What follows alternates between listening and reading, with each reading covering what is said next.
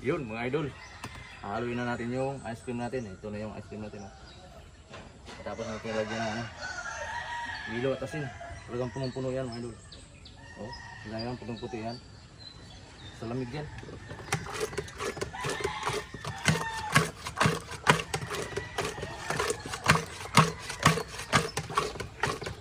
Natin.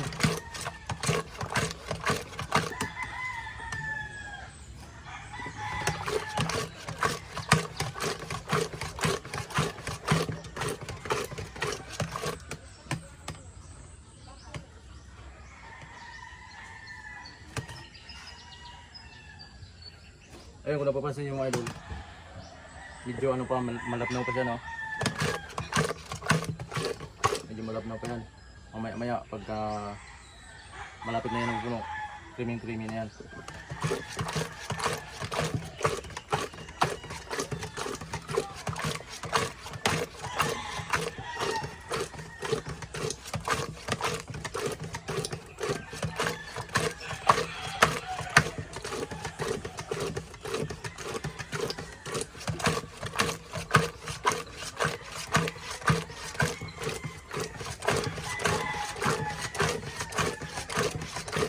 Ito yung saktong ano mga idol, saktong timpla ng mga ingredients. Hindi siya malapot, hindi rin malabnaw. Sakto lang talaga siya.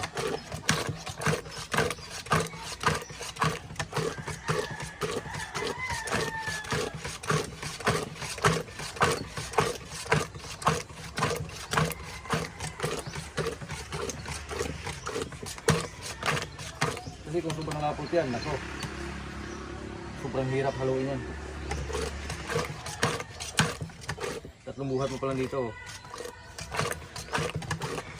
Bibinit ka na.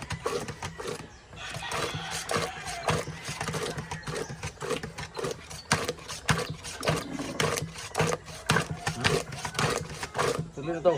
Huwag kayong bibitaw hanggang sa mapuno to. Tutunin natin.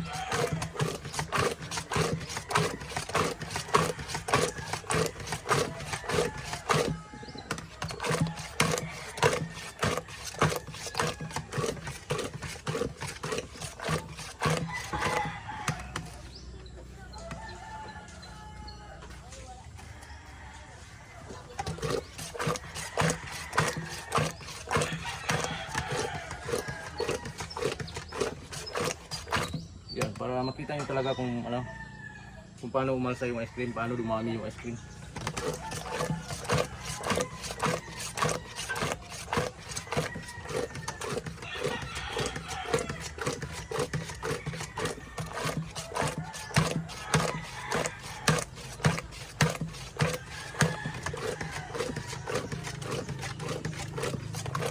Yun, marami palang nagtatanong sa akin kung ano, saan ba nabibili itong mga idol, itong panghalo natin. Kasi napakarami talagang nagtatanong kung saan nabibili ito. So ito mga idol, walang nabibili nito sa mga tindahan. Kung magtanong-tanong kayo sa mga tindahan, mga hardware, wala nabibili nito mga idol, wala nabibili.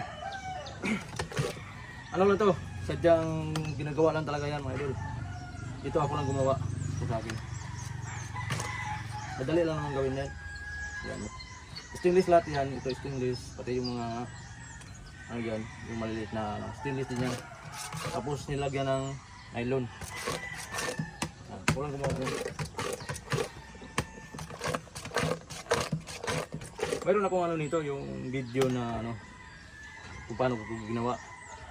Pinapakita ko kung paano ko ginawa siya ng nylon. Yung nylon paano ginawa, kasi parang mahirap tingnan yan eh. Yung parang ano yan eh, parang lambat, kukot sa Bisaya. Yan yung ano, yung nylon dyan, yung nagpapino ng ice cream. Kapag ginaganyan natin siya, yan.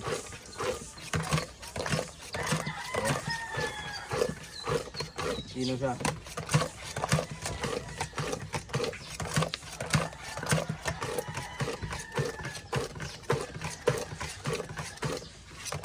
Sa makina kasi, ano lang yun, parang ilisi ng ano, kung nakakita kayo ng ilisi, parang ganun lang yun, pero ano, wala siyang ganito, pero dahil sa bilis ng ikot niya, so pinong-pino talaga yung ice cream.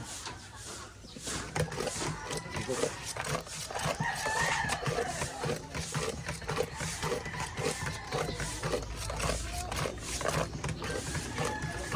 marami din nagtatanong na ano, bakit umaalsa? Dumadami yung ice cream pag inahalo. So, base sa ano mo mga idol, sa experience, yan, itong ice cream na to, kapag hindi mo siya lalagyan ng ano, gata, hindi po siya alsa, mga idol. Hindi po yan alsa, hindi po yan angat. Tapos pagka mayroon namang gata, tapos walang milk boy, hindi rin alsa, hindi siya dumami din. O haluin mo lang sa haluin yan, hindi po yan dadami. Kailangan po yung ingredients na yan sa ice cream talaga, yung gatas na milk boy, saka gata. Kung mas maraming gata, mas maganda, mas mabilis umalsa, mas maganda yung ice cream quality. Pagka mayroon namang gata, tapos mayroon namang milk boy, tapos hindi naman ganong dami, parang tinitipid, so hindi ka makakuha ng magandang quality ng ice cream mo. Kaya sa lasa, wala rin, hindi ganong masarap.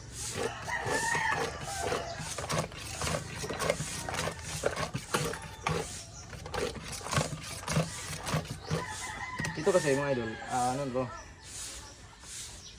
sakto lang talaga. Hindi naman ganong marami yung ano, mga gata. Kasi napakamahal ng ingredients. Siyempre pang ano to pang business natin to negosyo to Siyempre kailangan natin kumita din. Sakto lang. Kumbaga matansya na natin yung lasa, makuha na natin yung lasa na gusto mo. Yun, pwede na yun. Huwag na natin masyadong damihan pa talaga, pasarapin pa kasi ano to kailangan natin kumita Kung nasa mga, ano ba, gagawa lang tayo para sa my birthday, may okasyon, yun, pwede yun. Damihan mo ng gatas, kung ano pa mga sangkap na, kung ano yan, pang palasa, pwede.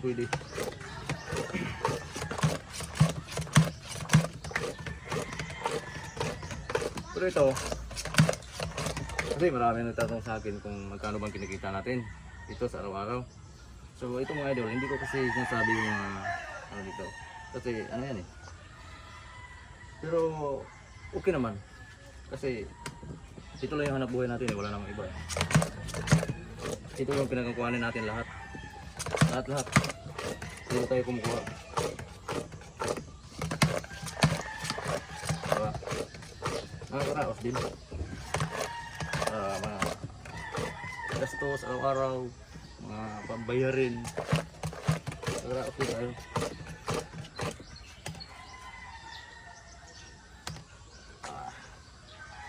Ano lang to? Simple lang. Simple hanap buhay lang to mga idol. Ito, the best. Basta marunong ka lang mga idol, no? Tsaka depende yan sa ano, nasa sayo yan. Sa pagtitinda mo, sa pagtrabaho mo, sa pag ano mo. Depende yan. Kasi dito sa amin, napakaraming ice cream talaga. Dito sa amin, nagtitinda. Yan, ganyan. Ice cream na lako-lako. Pero gaya na sabi ko, depende yan.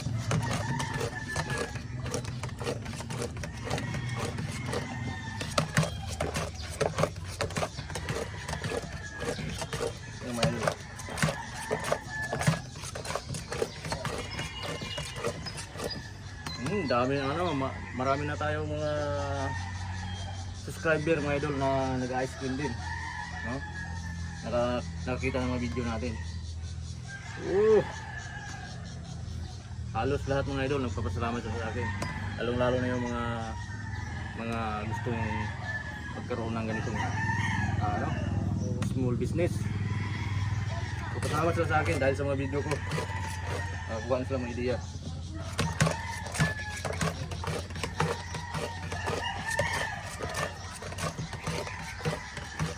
Siyempre, medyo matagal-tagal na rin tayong ano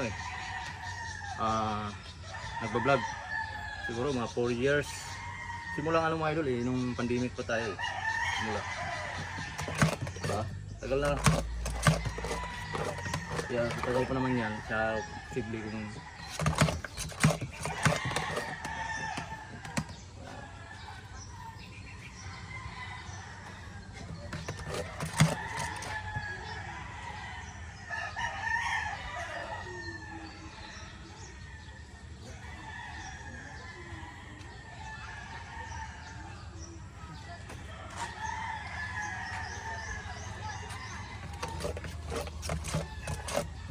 itong pag-vlog ko ngayon, itong pagpapakita ko ng paggawa ng ice cream mga idol, hindi naman kawalan sa akin to.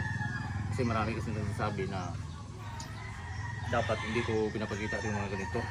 Kasi gagayahin ako tapos simple, marami akong kompetensya. Yun ang sabi na sa akin, no? Binabas pa ako sa pag-vlog ko ng ice cream mga idol, no? Kasi bakit ko raw pinapakita, dapat hindi ko pinapakita yung mga sukat yan, mga mga ingredients, kung ano mga sikreto. Para sa akin mga idol, walang kawalan sa akin para sa akin.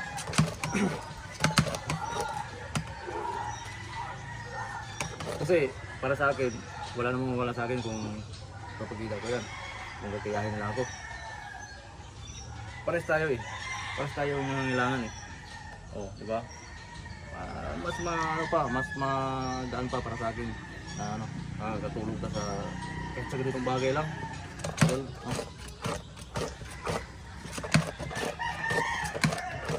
kaya hindi ako nagsisisi na ganito yung content ko, ice cream. Kahit itong kahit sa sariling business ko to, hindi ko nagsisiya na bahagi ko sa iba. Dahil siyempre kumikita din ako mga idol Oo, kumikita din ako dito. Kumikita din ako sa pag-vlog ko, video ko. Diba? Nakatulong ka na, kumikita ka pa. Kaya mas maganda talaga yung kahit yung mga content mo na mayroong matutunan yung tao pag nagbablog. Kasi yan yung hinahanap sa mga tao Doon sila pumupokus. Yung content mo na may dating. Yung kumbaga may makukuha sila, mayroon silang matutunan.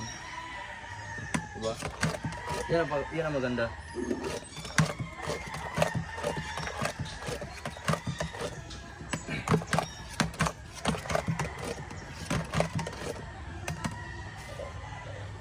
Nung unang pag-vlog ko mga idol, pandemic yun, no? Pandemic. Talagang talaga yun, yung mga tao walang labas-labas, nasa bahay lang talaga, kaya cellphone. Siyempre pag-upload ko ng ganitong mga content ng ice cream, paano gagawin, paano tayo kumita, yun, nag-boom talaga yan. Boom agad. So doon tayo nagsimula na nag-vlog. Pero yung video ko, hindi ko akalain na ganun ang mangyayari. I don't know. Mayroon palang magandang epekto. Kasi video lang yun wala namang hindi ko naman expect na makakapira ko, ganito, maraming manonood, ganyan. Yun pala, napakagandang ideya, napakagandang content. Kasi yung mga tao kailangan kumita, no? Sa panahon na yun, kailangan kumita. Kasi wala nang trabaho lahat Tapos nag-upload ko ng ganito na content. Boom talaga agad mga idol. Boom talaga siya agad. Yan. Siyempre, masaya din ako. Siyempre yung mga nag-subscribe sa akin, mga nakapanood sa akin, hindi naman lahat. May mga tao din na kumbaga balisa ikaw na lang gumagawa ng mabuti, ikaw pang sasabihan na sama. Simple, may mga buzzer talaga yan. Dati, pagka mayroon ko bababasa ang comment, kasi siyempre marami kang comment Pag may mababasa akong comment na buzzer, mayroong hindi magandang comment. Ako parang mga idol, yung pagka maisip mo sa sarili mo na parang totoo ba yung mga ganun? Parang ayaw mo na pero wala yung pala. Parang maapektuhan ka ba? Parang maapektuhan ka. Pag siyempre, pag bago ka pa. Kasi kumbaga parang inaon yung mga comment. Na marami nagko-comment sa'yo na magaganda. Yan, salamat idol, ganyan, thank you. Thank you sa mga tutorial, thank you sa video mo, ganyan. Papasalamat. Tapos mayroong ibang buzzer na comment na hindi maganda. Pero siyempre, kasama na yan. Sa mga ganito kasi mga idol, yung vlog. Yung iba kasi kayo, halos lahat nagbablog na Oh. Okay, napakadali na lang. Lalong-lalo na dun sa blue up. Napakadali na lang. Pero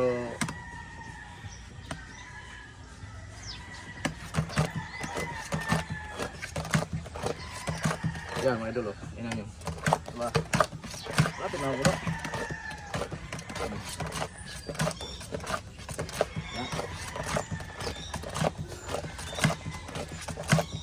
Maya ko na yung flavor mo na.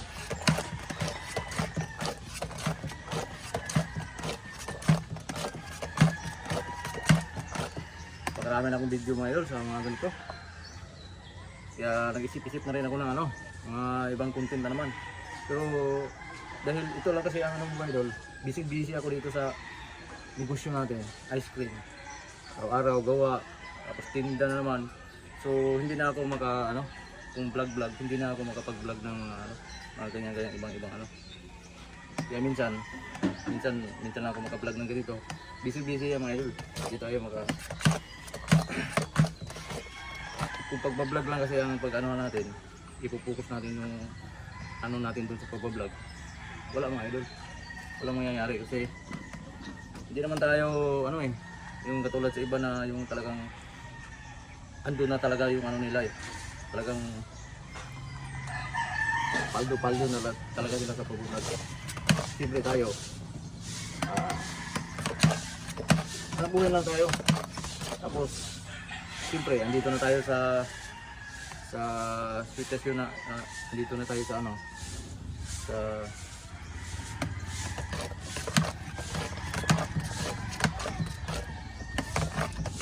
siyempre yung pag-vlog hindi na natin pwede yan. Wala yun.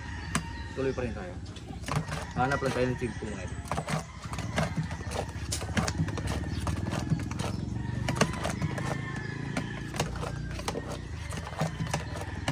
Okay? Wala mga idol yan.